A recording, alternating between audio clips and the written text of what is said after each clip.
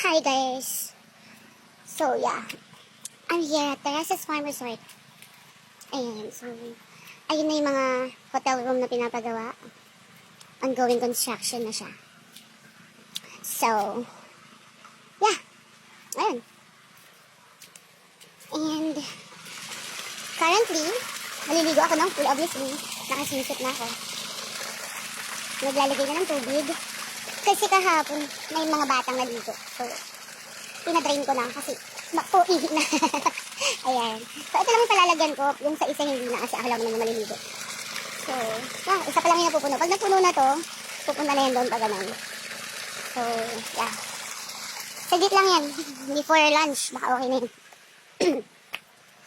So, ano pa ba? Punta tayo. Gusto kong makita yung yung mga alagang baboy. So, ano ba to? A day in my life? In the farm? Ano. Ganun ang atake. So, paano tayo pupunta doon? Pwede ka kasing dumaan dito. Sa may maliit na, ayan. Pero hindi ako dadaan dyan. Dito tayo. Ayan. So, ongoing yung construction ng bahay ng staff na magbabantay dito. Ayan. So, let's go. So, parang sa paglalakad ko palang kulang yung 10 minutes. Mainit. So, ayun o. Ongoing yung construction. And dati kasi, mga buho lang yung mga dingding, ganyan. Ngayon, ini-start na siyang bakuhan talaga ng, sorry, ng concrete walls. Ay, tay! Nagamit yung CD, concrete walls. So, yan. Din yung resort. Ayan, mini resort lang naman siya, mini farm resort. Tapos kasi yung dito, palayan na namin siya. So, currently may mga nakatanim. So, I don't know kailan yung harvesting. Kasi, may lang ako ulit pumunta dito. To monitor. Ay! Monitoring din ng peg!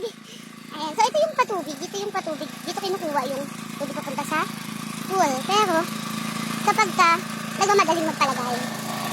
Pero kapag hindi naman, meron kasi kaming tubig na galing sa bundok. So, malakas yun. Overflowing yun. Ito naman, bahay ng isang staff.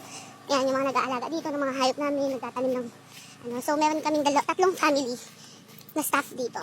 So, yung isa, yung ongoing yung pinapagawa, and then ito yung isa, ito, and then over there naman yung isa.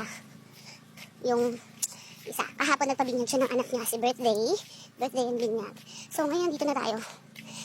Medyo hinihingal ako. Kasi mag-iingay itong mga to. Ayan na, nakita na nila ako. Nakita na nila yung ate nila. Huwag kayo maingay mga bi. Sisilipin ko lang naman kayo. So, ayan. Nandito na tayo sa mga biik. Hi! Say hi! Huwag kayong mahiya. Ano ba?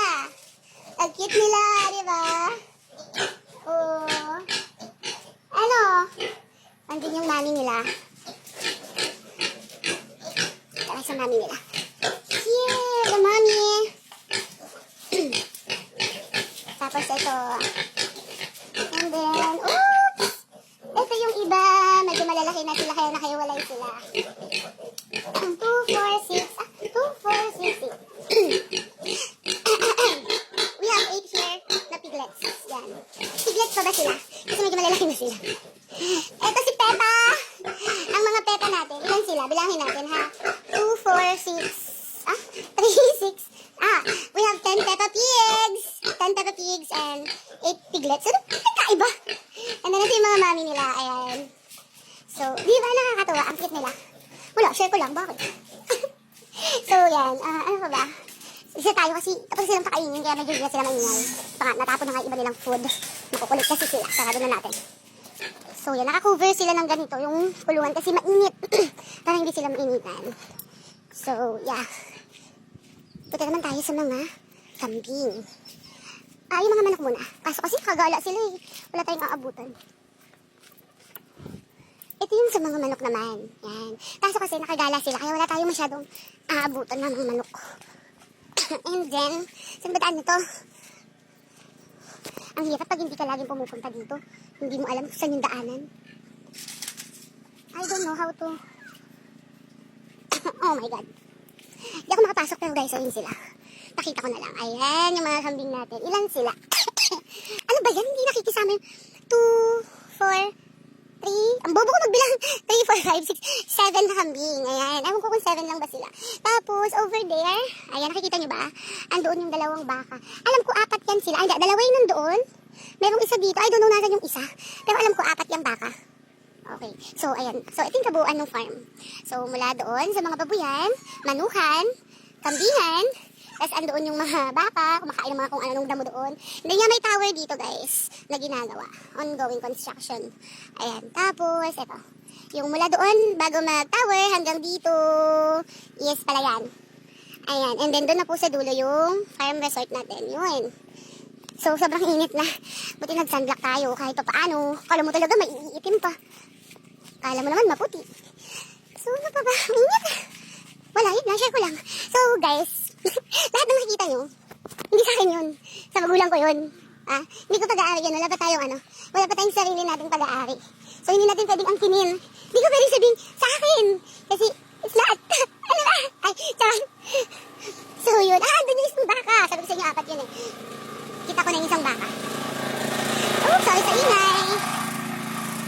So, matatapos naman yung video natin. So, ayun lang. Pinoy ko lang kayo ng Berber Light. So, ayan. Nakikita niyo ba yung hotel rooms na ginagawa? Ayan.